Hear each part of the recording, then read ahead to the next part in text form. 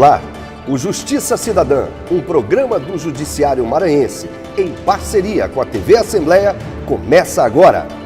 Hoje a gente vai falar sobre o compromisso da ESMAM, a Escola Superior da Magistratura do Maranhão, com a formação de juízes e servidores mais éticos, íntegros e humanistas. E também saber o que mudou com o novo Código de Processo Civil nesses mais de 2 anos em vigor.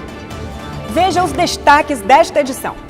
O Ano do Servidor, o trabalho da ESMAM para fazer com que os mais de 5.000 trabalhadores do Judiciário Maranhense recebam de forma ainda mais eficiente o cidadão que procura a justiça. Uma história de sucesso. As metas superadas pela escola que promove a formação e o aperfeiçoamento de juízes há mais de 30 anos. A homenagem do Tribunal de Justiça aos 100 anos do curso de Direito da Universidade Federal do Maranhão. A sala de audiências concentradas inaugurada pelo Poder Judiciário, junto com salas de oficinas na Casa da Criança Menino Jesus. O quadro Fala aí, Juiz, esclarece situações na justiça nem sempre bem compreendida pela população. E quem vai responder as perguntas do público sobre direito de família é a juíza Lívia Maria da Graça Costa Aguiar. Você sabe o que é pronúncia? Pois saiba que no mundo jurídico tem outro significado. E isso é o que a gente vai mostrar no quadro Juridiquês de hoje. E o novo Código de Processo Civil? Mudou mesmo para melhor o andamento dos processos na Justiça, como prometia quando entrou em vigor no dia 18 de março de 2016? Quem vai opinar sobre esse assunto aqui no estúdio é o desembargador Paulo Welten, que já ministrou várias palestras sobre o novo CPC. Ele é o diretor da ESMAM e também vai explicar como é o trabalho da escola na formação de magistrados e servidores.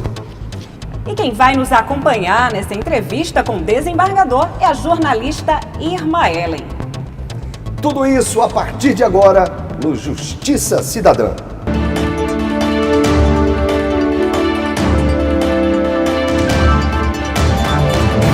Quase 32 anos, a ESMAM, órgão do Tribunal de Justiça do Maranhão, trabalha para aproximar o juiz do cidadão e oferecer não apenas aos magistrados, mas também aos servidores do judiciário, uma visão do direito em sintonia com outras áreas.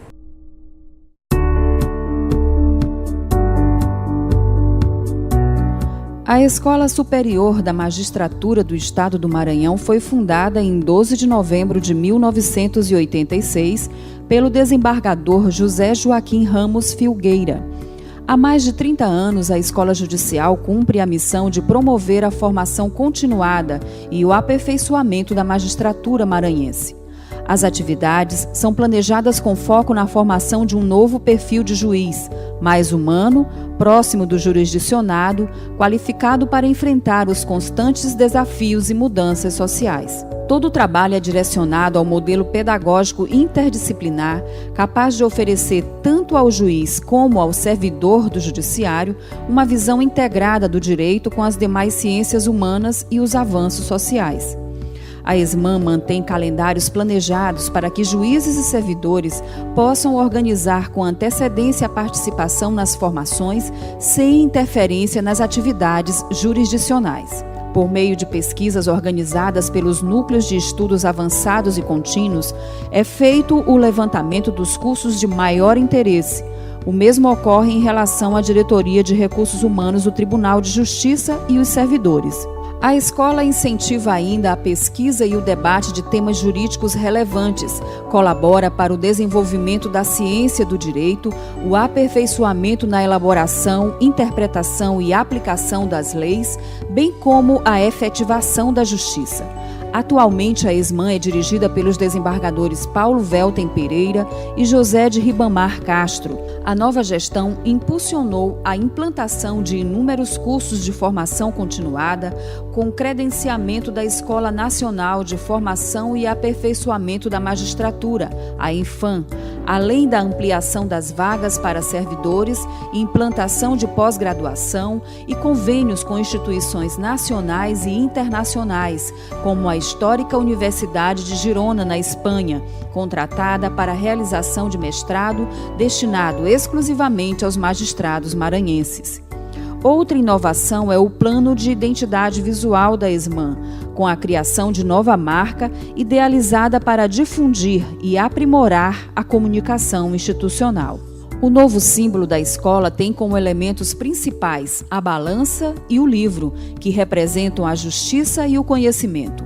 As adequações fortalecem a imagem de uma escola judicial aberta ao debate de temas de interesse da magistratura estadual, da comunidade e dos demais órgãos que compõem o sistema de justiça.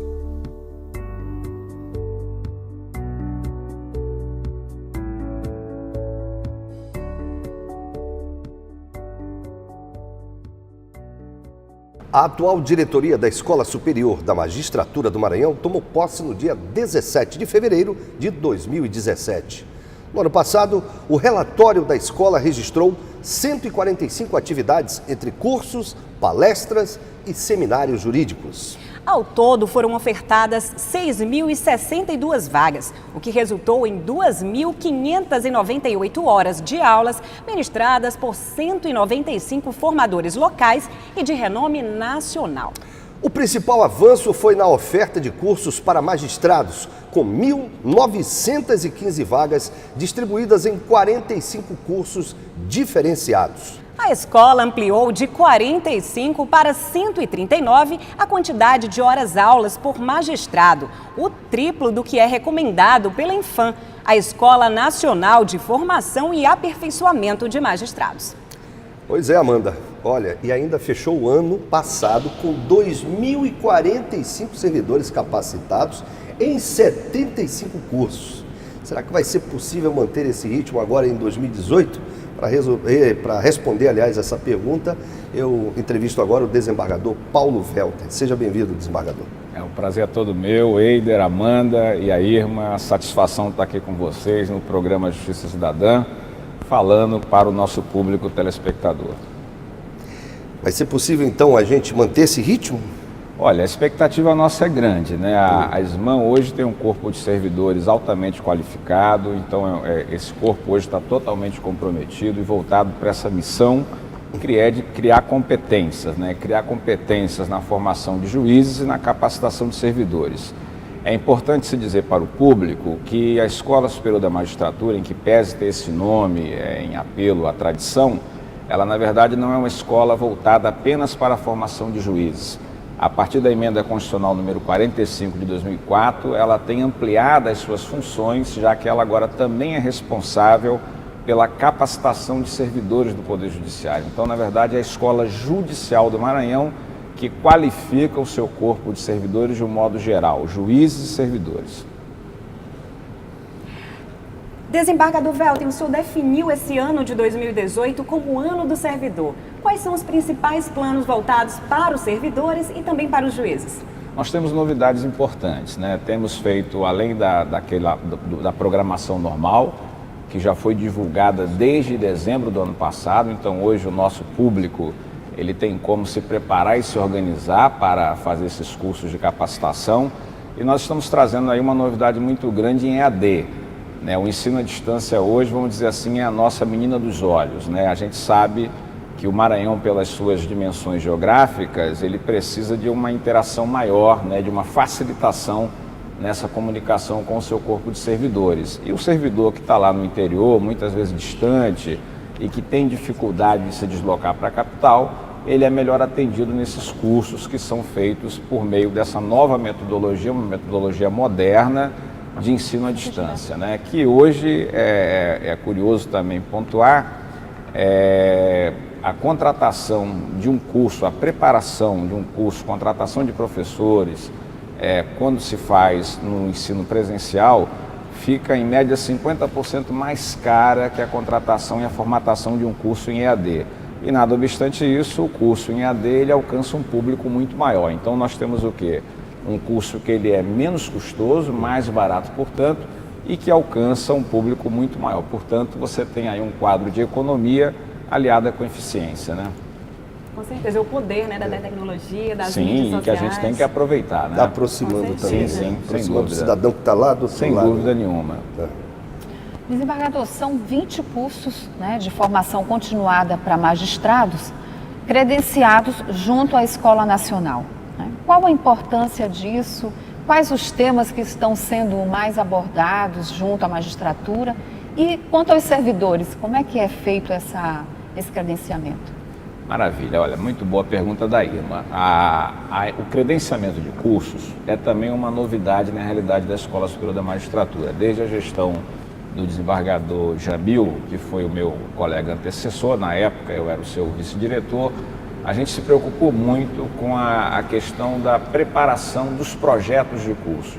Nós fomos numa primeira reunião na Escola Nacional em Brasília e percebemos que a Escola Nacional ela estava reclamando muito em razão da preparação desses projetos. Então o que nós fizemos? Nós pegamos o nosso corpo de servidores formados em pedagogia e mandamos eles lá para a Escola Nacional fazer uma espécie de qualificação específica na preparação de projetos. A partir daí, a nossa escola conseguiu deslanchar no credenciamento de projetos de tal modo, é importante também registrar isso, que a escola hoje virou referência nacional no credenciamento de curso. Nós temos aí, é muito comum a consulta de escolas do Rio de Janeiro, de São Paulo, de estados inclusive importantes da federação, querendo saber detalhes da preparação desses programas, desses projetos de curso. A importância da preparação desses projetos é porque permite que o juiz ele já saiba de antemão qual é o formato do curso que vai ser desenvolvido para ele. E aquele que é contratado também para ministrar o curso, ele sabe qual é a técnica que ele vai ter que utilizar. E a Escola Nacional, ela tem prestigiado muito essa metodologia ativa de ensinagem, como se chama, né?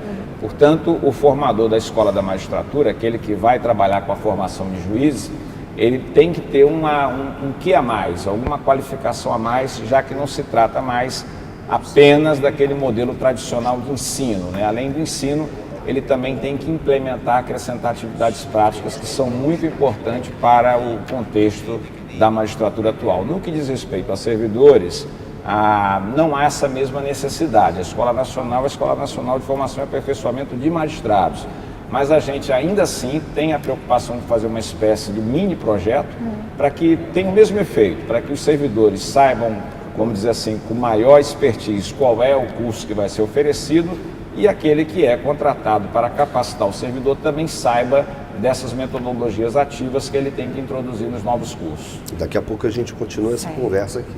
Maravilha. Daqui a pouco também a gente vai falar sobre outros eventos apoiados pela ESMAN e sobre o aperfeiçoamento de juízes em universidades da Europa. Para se informar, reclamar, sugerir ou elogiar os serviços da Justiça do Maranhão, você pode ligar para o 0800 707 1581 e falar com o Telejudiciário. O horário de atendimento é de segunda a sexta, das 8 da manhã às 6 da tarde. Pode ligar. 0800 707 1581.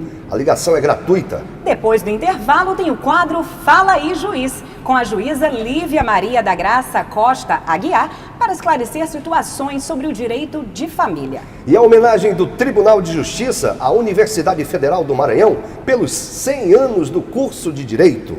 A gente não demora, é já já.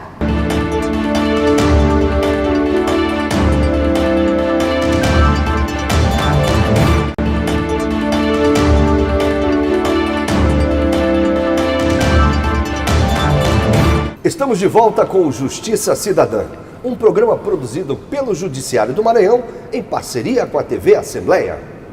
Hoje a gente conversa com o diretor da Escola Superior da Magistratura do Maranhão, desembargador Paulo Velten. E também a participação da jornalista Irma Ellen. O curso de Direito da Universidade Federal do Maranhão completou 100 anos, agora em 2018, e o Tribunal de Justiça prestou uma homenagem. O Tribunal de Justiça do Maranhão realizou uma cerimônia de homenagem pela passagem dos 100 anos de criação do curso de Direito da Universidade Federal, com a participação de desembargadores, juízes, professores da UFMA, diretores e servidores do tribunal, além de convidados. A reitora da universidade, Nair Portela, agradeceu ao Tribunal de Justiça pelo reconhecimento e recebeu a placa de homenagem entregue pelo presidente da Corte, desembargador José Joaquim Figueiredo dos Anjos. É uma grande importância, essa homenagem que a universidade recebe pelos 100 anos do curso de Direito, é o reconhecimento do trabalho efetivo de uma instituição que se dedica à formação de profissionais, ao desenvolvimento da pesquisa, à valorização da cultura do nosso Estado e também do nosso país. E esse reconhecimento do tribunal, que tem uma grande parte dos seus membros formados na nossa universidade, é para nós um reconhecimento ímpar, de grande importância, de grande relevância e histórico para a nossa instituição. O desembargador Froy Sobrinho, autor da proposição da homenagem, destacou as inúmeras parcerias realizadas entre o tribunal e a UFMA, responsável pela formação de muitos que passaram ou fazem parte atualmente da corte. A homenagem é justa porque tanto a parte de docentes e a parte de discentes da Universidade Federal e do curso de Direito se confunde a história do tribunal, né? E nós somos parceiros em inúmeros convênios para pesquisa e extensão e em pós-graduação, em mestrado, em doutorado, com a própria Faculdade de Direito. O presidente Joaquim Figueiredo exaltou a data histórica tanto para a universidade quanto para o tribunal. É um marco indelével para o Tribunal de Justiça do Maranhão, uma vez que nós estamos a homenagear os 100 anos do curso de Direito e nós fizemos questão, quando da proposição do eminente desembargador Froy Sobrinho, também subscrevermos e dizermos que a satisfação não era somente do desembargador Froy na proposta, mas era do todo o pleno do Tribunal de Justiça, até porque membros desta casa, quase sua maioria, foram alunos da UFMA. Depois do evento, o autor da homenagem entregou à reitora da UFMA um exemplar do livro Direitos Humanos e Execução Penal, estudos em homenagem ao desembargador José de Ribamar Froy Sobrinho, organizado por Márcio Teixeira, Ariston Apoliano Júnior e Marcelo de Carvalho Lima. São 32 articulistas que fizeram menção a direitos humanos em várias áreas e faz parte dessa semana que nós estamos comemorando o centenário do curso de Direito. Nunca é demais para dar parabéns à UFMA pelos 100 anos do curso de Direito. E por falar em curso, o Tribunal de Justiça, por intermédio da ISMAN, assinou um contrato com a Universidade de Girona, na Espanha, para um curso de mestrado para magistrados, assim como um convênio com a Universidade de Palermo, na Itália. Esse já é agora em junho. Eu queria saber se o senhor podia falar sobre essas iniciativas da ISMAN, desembargador Welter, sobre esses cursos com essas universidades. Tal como a gente faz na preparação dos cursos, a gente na verdade atende a demanda dos juízes, né? Então os juízes já têm uma demanda antiga de fazerem as suas extensões, as suas pesquisas e as suas pós-graduações fora do Brasil e também em nível nacional. Essas parcerias são parcerias importantíssimas, todas elas são formadas em razão de experiências realizadas em outros estados. Por exemplo, esse mestrado de Girona, ele já está em funcionamento já há mais ou menos uns 2 anos, em parceria feita com o Tribunal de Justiça do Mato Grosso do Sul. Tem sido uma parceria muito exitosa. Nós vamos tratar de um tema importantíssimo, que é o processo penal e o garantismo jurídico, com professores de renome como Michele Tarufo e tantos outros que sem dúvida nenhuma vão acrescentar na formação do juiz. Eu costumo dizer que o magistrado do século XXI é um magistrado que tem que estar qualificado para os grandes desafios. E os desafios do tempo moderno são sempre desafios novos, que muitas vezes precisam de uma qualificação especial e permanente. Essa reciclagem o compromisso, né? Esse é o nosso compromisso, né? É fornecer para o juiz o que nós temos, vamos dizer assim, de melhor, aquilo que é o estado da arte hoje em termos de direito e de formação profissional. É um novo perfil, não é, desembargador, da magistratura? Sem dúvida, a gente tem hoje uma magistratura, como eu falava, qualificada e comprometida com esse novo momento que a gente vive, né? Esse momento que é um momento, é bom que se diga também, de consolidação das instituições democráticas. Então, quando a gente chega nessa fase de consolidação das instituições democráticas, o Poder Judiciário assume um papel central. E esse centralismo que se exige hoje do Poder Judiciário, ele vai exigir de cada um dos membros do Poder Judiciário, em contrapartida, maior qualificação, maior responsabilidade e maior capacitação e capacitação permanente para atender essas demandas da sociedade, que são várias, né? Muito bem. Desembargador, voltando a falar da educação à distância, que o senhor citou ainda há pouco, que isso representa uma economia não só de recursos, mas também de tempo, né, que a ESMAN tem lançado mão, através do seu núcleo de educação à distância, para atingir o maior número possível de servidores, né? A gente tem um estado com extensões imensas, né, de difícil acesso muitas vezes, e atingir cerca de 5.000 servidores com formação de forma equitativa e contínua não deve ser fácil. Mas esses materiais que a ESMAN produz através do seu núcleo de educação à distância estão disponíveis também para os servidores e magistrados terem acesso, mesmo depois que os cursos são concluídos? Maravilha, obrigado pela pergunta, Irma. É uma oportunidade a mais para esclarecer que sim. Esses cursos hoje eles estão à disposição na nossa base de dados. Quem tiver interesse de conhecer o servidor e o nosso magistrado, ele entra lá no site do Tribunal de Justiça, tem um link da Escola Superior da Magistratura e lá ele vai verificar as mídias disponíveis. Então, isso tudo está à disposição do juiz, ele pode fazer, e do servidor também, ele pode fazer esse curso a qualquer momento, no conforto do seu lar, de acordo com a sua própria programação e, portanto, é mais uma opção de qualificação profissional. Como é que o servidor faz para se inscrever nesses cursos? Ele tem uma senha de acesso que ele adquire através do próprio sistema e é fácil, a partir daí ele tem, com a própria matrícula dele aliada a essa senha, ele tem acesso e ele pode assistir isso no conforto do seu lar a qualquer momento. Desembargador Paulo Velten, a ESMAN tem realizado diversos eventos durante o ano que somam milhares de participantes. Que tipos de valores esses eventos agregam? Formar competência, Amanda. A nossa grande missão é essa. Quando a gente fala formar competência no mais amplo sentido. Um juiz qualificado, um servidor preparado para atender o público, a expectativa do público, que é uma expectativa cada vez mais crescente. A sociedade brasileira, ela deposita fé e esperança no Poder Judiciário. E a gente tem um compromisso de não decepcionar essa sociedade. Para isso, a gente tem que estar em condições de dar resposta. E resposta que é exigida de forma cada vez mais qualificada e em menor tempo.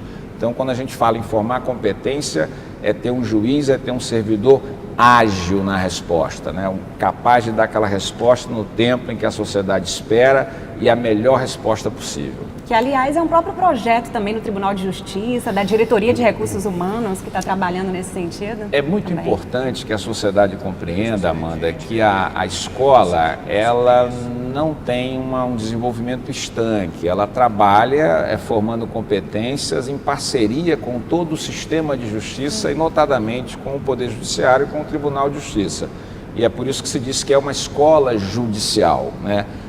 O juiz que ele se preocupa em fazer atualização permanente, em estar se qualificando permanentemente, não há dúvida nenhuma que é um juiz que está mais capacitado para atender esses anseios da sociedade. Portanto, o juiz qualificado é um juiz que está ali, vamos dizer assim, com maior capacidade de responder essa expectativa do cidadão jurisdicionado. Então, a escola, ela não é um fim em si mesma, ela trabalha exatamente para melhorar, né, na formação e na qualificação dos quadros do Poder Judiciário. O propósito final, portanto, é atender o jurisdicionado, o cidadão. Essa que é a ideia que a gente tem que ter, que é a ideia mais moderna e mais adequada para esse desafio que a gente tem. Sim, com certeza. E desembargador, e os objetivos de eventos como o Happy Hour cultural, durante o expediente? Aí vamos dizer assim, é a parte mais relaxante aí do nosso programa, né? Exatamente. Nós não podemos ter uma grade apenas de direito, voltada para o direito, sobretudo quando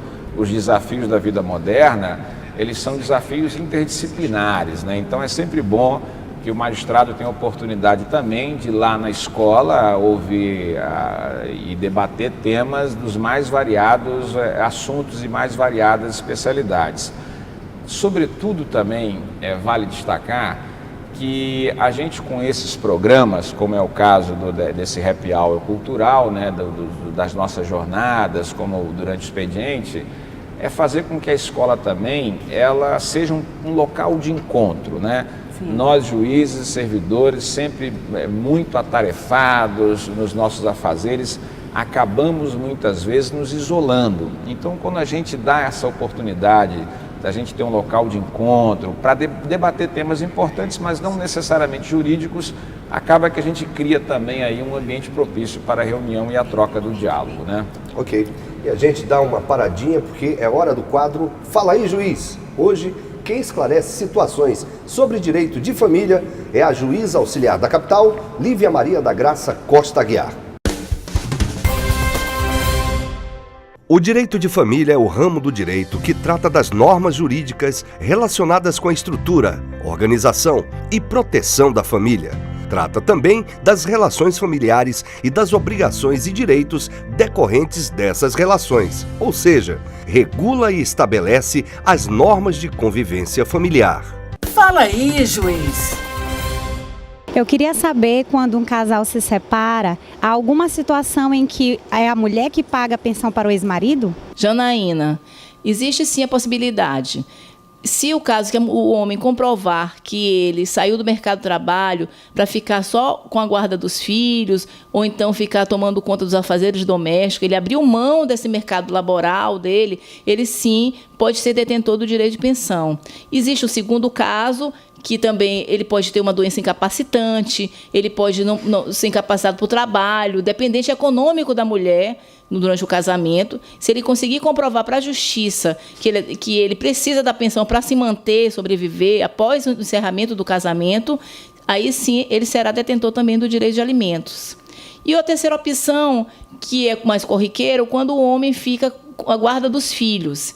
Nesse caso, a pensão não é dirigida a ele, e sim aos filhos menores, e ele, como representante legal dos filhos, ficará responsável pela aplicação desses recursos para o bem das suas crianças, dos seus filhos, crianças ou adolescentes. Quando a família se divorcia, é obrigado os filhos ficar cada uma semana com o pai ou uma semana com a mãe? Gilmar, não é obrigado que a criança passe uma semana com a mãe e na outra semana com o pai. Isso se trata do Instituto da Guarda Alternada. Normalmente a guarda hoje em dia é compartilhada, como diz o novo Código de Processo Civil. Mas a criança pode passar a semana com um dos pais, né, e passar o final de semana com o outro. E também a metade das férias escolares, os feriados. O importante é que essa criança, mesmo após a separação, ela não se prive da convivência com os pais. Muito embora tenha acabado o casamento, mas tanto o pai quanto a mãe, ele tem a obrigação de prestar atenção, cuidado e zelo pelas suas crianças. Corregedoria Geral da Justiça do Maranhão. E você, tem alguma dúvida sobre serviços e atividades do Judiciário? Envie uma mensagem para a gente pelo WhatsApp 988804461. A informação que você precisa pode estar no próximo programa. No próximo bloco, o quadro Juridiquês vai explicar o que é a pronúncia no mundo jurídico. A nova sala de audiências concentradas e as salas de oficinas inauguradas pelo Poder Judiciário na Casa da Criança Menino Jesus. E o desembargador Paulo Velo vai fazer um balanço dos 2 anos em vigor do novo Código de Processo Civil. Será que a mudança foi boa mesmo? Aguarde aí que você vai saber já já.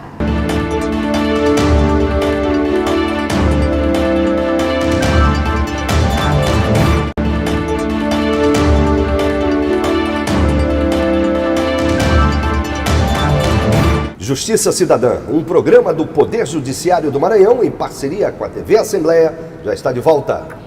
A Casa da Criança Menino Jesus, mantida pelo Tribunal de Justiça do Maranhão, ganhou uma sala de audiências concentradas, salas de oficinas de corte e costura, artesanato e informática. O presidente do tribunal, desembargador José Joaquim Figueiredo dos Anjos, inaugurou um novo espaço, acompanhado da presidente da Coordenadoria da Infância e Juventude do Judiciário, desembargadora Cleonice Freire. A sala de audiências concentradas fica na Casa da Criança Menino Jesus, instalada na Fundação da Cidadania e Justiça.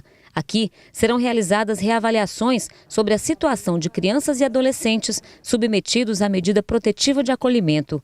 Durante a cerimônia de inauguração, bênçãos do diácono Renato Fontoura.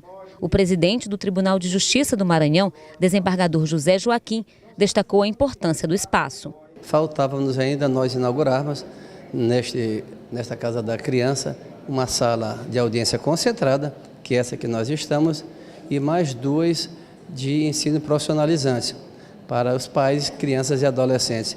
Então hoje o TJ cumpre mais uma vez com a sua missão institucional. A realização de audiências concentradas atende a recomendações do CNJ, Conselho Nacional de Justiça. E nesse caso, o TJ Maranhão foi além, porque nesse mesmo espaço vai oferecer 3 cursos profissionalizantes: artesanato, informática e corte e costura. As oficinas ficam no próprio anexo e serão oferecidas tanto aos adolescentes internos quanto aos pais que tiverem interesse. A Casa da Criança Menino Jesus é mantida pelo Tribunal de Justiça do Estado e atualmente acolhe 28 menores que aguardam o retorno para casa, uma nova acolhida ou a adoção. O trabalho da Casa da Criança é uma prevenção contra a violência. Então, as 3 oficinas que estão inaugurando hoje, que são as de informática, artesanato e corte e costura, elas vão profissionalizar adolescentes que não voltaram para as famílias biológicas ou não encontraram lá substituto, não tiveram a oportunidade de serem adotados. Então, eles serão criados, educados, profissionalizados pela própria instituição e inseridos no mercado de trabalho. Então, isso já previne estar na rua, praticar violência. Então, educar e profissionalizar, eu acho que é fundamental. A importância é que a gente tenha um ambiente, favorável a fazer as audiências concentradas no interior do abrigo, de onde as crianças estão acolhidas, e de certo traz aí uma possibilidade de nós estarmos cada vez mais perto da situação, se colocando a resolvê-las de forma mais veemente até do que vinha ocorrendo. E assim, é algo muito, a estrutura é muito boa, e a gente quer realmente fazer desse espaço um espaço que a gente possa utilizar da melhor forma possível. Hoje nós estamos conversando no Justiça Cidadã com o desembargador Paulo Welter, diretor da Escola Superior da Magistratura do Maranhão. O novo Código de Processo Civil entrou em vigor no dia 18 de março de 2016. Um dos objetivos do novo CPC à época era possibilitar um menor número de recursos e, consequentemente, dar celeridade ao andamento nos processos no judiciário.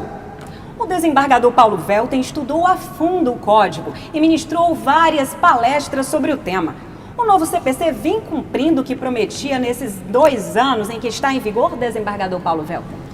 Amanda, olha, o código ele está projetado, vamos dizer assim, ele está preparado para isso. Nós não temos aí, por enquanto, uma pesquisa de resultados. É muito importante que a gente faça isso, certamente o CNJ ele deve encomendar algo do tipo. Agora, é bem verdade que, como o Eider falou, nós tivemos esse propósito aí ambicioso de reduzir o número de recursos pela criação de uma melhor performance do Poder Judiciário. O Código, na verdade, ele teve 3 grandes grupos de objetivos que é sempre importante lembrar. O primeiro deles de criar uma legislação mais enxuta, uma legislação que seja preparada para resolver problemas, para dar maior integridade ao sistema e facilitar, gerar facilidades. O segundo grupo de objetivos tem a ver com a entrega de uma prestação jurisdicional de mérito. Não tem mais sentido você passar muitas vezes 2, 3 anos na tramitação de um processo e no final das contas o juiz dá uma solução processual, que é aquela solução que não resolve o problema do jurisdicionado. Então, portanto, o Código hoje está voltado para prestigiar a solução de mérito, que é aquela solução que resolve o caso, resolve a controvérsia. E o terceiro grupo de objetivo, esse daí que toca mais com esse questionamento feito pelo Eider, de fato está voltado hoje para gerar uma melhor performance do Poder Judiciário. E de que forma que ele vai gerar essa melhor performance? É através dos instrumentos, os chamados incidentes que ele tem, o incidente de assunção de competência, é um incidente importantíssimo, que diante da importância da demanda desloca a competência do julgamento para um órgão de maior posição, como é o caso do Pleno do Tribunal, e uma vez o Pleno decidindo naquela matéria, aquele julgamento repercute em todas as demais causas da Justiça.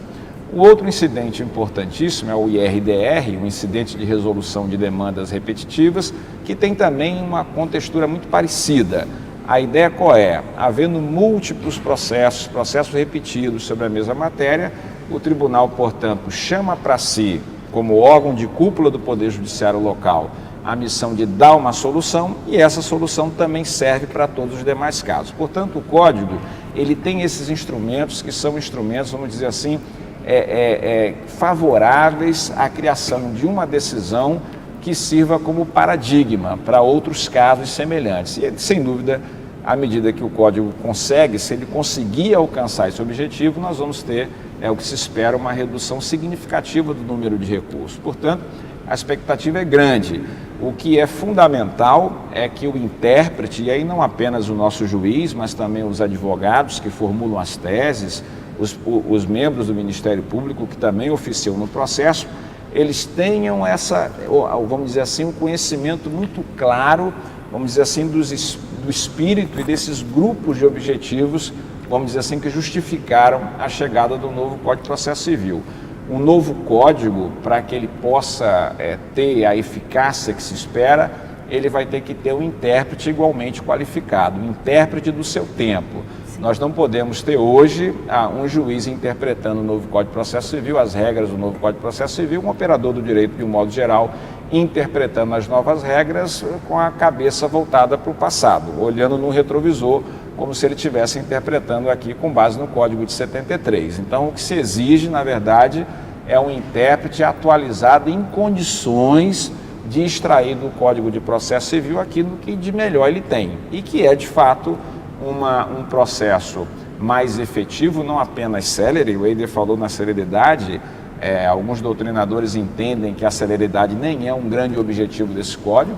Ele, na verdade, está voltado para uma solução mais segura, mais efetiva e, portanto, uma solução mais dialogada com os atores do processo. Né? Sim, e aí se fala também na ideia de contraditório expandido, né? Aquele contraditório que se faz com a participação mais efetiva dos sujeitos parciais do processo, o juiz atuando em cooperação com as partes, né, através dos seus advogados. Portanto, e as partes aí assumem um protagonismo nunca visto antes. Muito importante, né? No código. Esse código, ele é um código que ele tem o propósito de fazer com que o processo civil brasileiro ele deixe de ser apenas um processo dialético e seja um processo dialógico.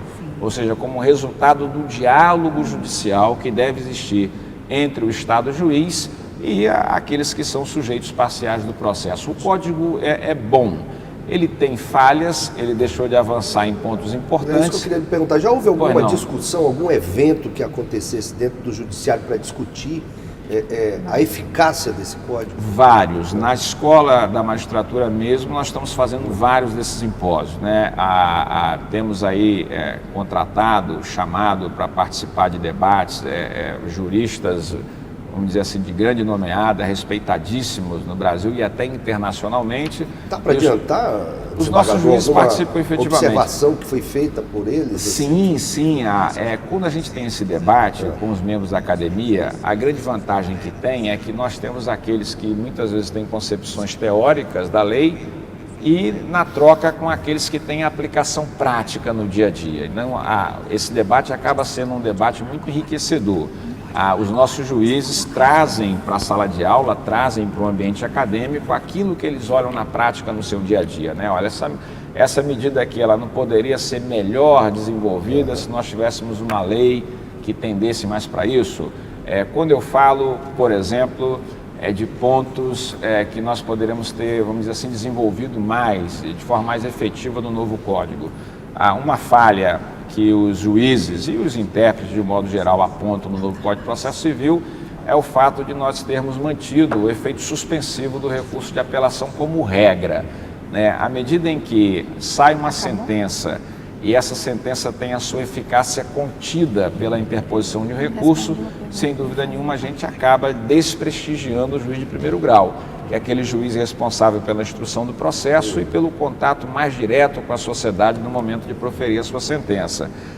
Foi uma opção do legislador, nós temos que respeitar, isso é natural de um código que é desenvolvido e editado num ambiente de democracia, mas é uma falha importantíssima que talvez nós pudéssemos ter corrigido, até porque ela é contraditória com o próprio Instituto de Antecipação da Tutela.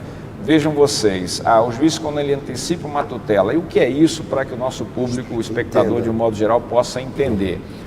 O juiz ele tem ali elementos que permitem que ele conceda uma decisão logo no começo do processo e essa decisão ela é executada de imediato. Quando ele faz isso, ele ainda não tem grandes elementos no processo, ele tem muitas vezes só a versão daquele que ingressa com a petição inicial, que é o autor da ação.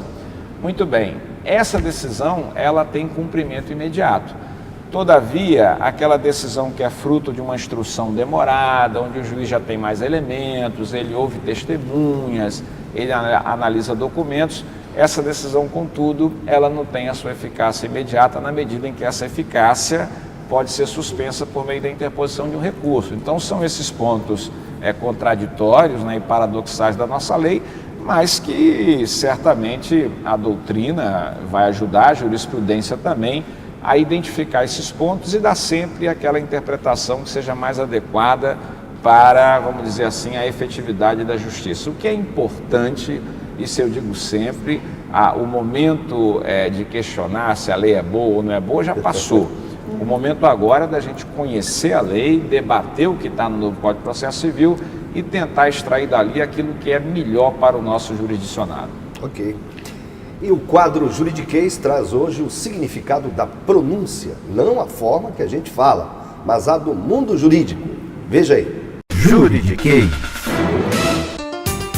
Vamos entender o conceito do termo jurídico pronúncia, utilizado no direito criminal.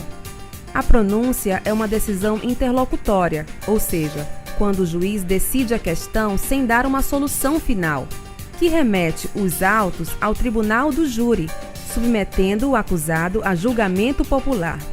É considerada de natureza mista, pois encerra a primeira fase do procedimento do júri, que é a fase de formação da culpa, dando início à segunda fase, a preparação do plenário. Em outras palavras, a pronúncia é exatamente o ato que encerra a primeira grande fase, na qual se produziram as provas e os argumentos das partes, propiciando a instauração da segunda, conhecida como julgamento da causa, na qual ocorrerá a sessão plenária para julgamento do réu pelos jurados. Pronúncia: decisão que leva o acusado a julgamento pelo tribunal do júri. Anota aí. Então, muito obrigada, desembargador Paulo Velten, pela sua participação no nosso programa Justiça Cidadã. Parabéns pelos diversos projetos à frente da ESMAN, beneficiando milhares de servidores, juízes. Olha, eu é quem agradeço, foi um prazer, uma honra muito grande estar aqui num programa tão bem desenvolvido, tão bem feito como esse. A título de considerações finais, eu quero parabenizá-los, parabenizar o Tribunal de Justiça, essa iniciativa do desembargador José Joaquim Figueiredo como presidente do tribunal, de firmar essa parceria com o deputado Otelino Neto, na qualidade de presidente da Assembleia Legislativa, ela tem tudo para ser uma parceria muito exitosa. Boaventura de Souza Santos tem uma obra fundamental chamada Para a Revolução Democrática do Poder Judiciário. E ele fala lá que nós do Poder Judiciário temos sempre uma dificuldade secular de nos comunicarmos com a sociedade.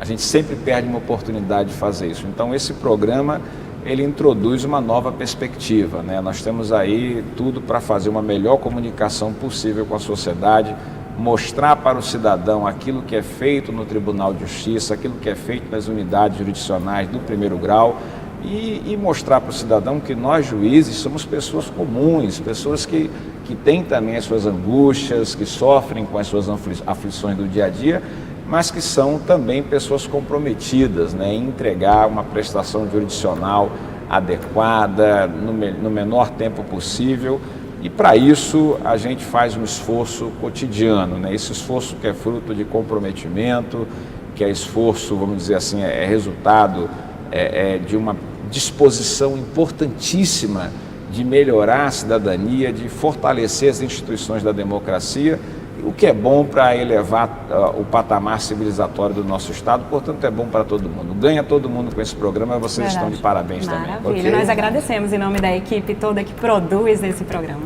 Maravilha. Obrigado também à jornalista. Eu é que agradeço poder contribuir com mais esse canal de comunicação, né, do Judiciário e do Legislativo com os cidadãos. Obrigada. Parabéns. Você quer mandar uma pergunta para a gente? Quer reclamar, sugerir, elogiar? Então envie uma mensagem para o 98880-4461. Bom, chega ao fim mais uma edição do Justiça Cidadã, uma produção do Judiciário do Maranhão em parceria com a TV Assembleia. Não esqueça, no próximo sábado tem uma edição inédita, com reapresentação às segundas e quartas, às 9 da noite. Até a próxima edição. Até lá!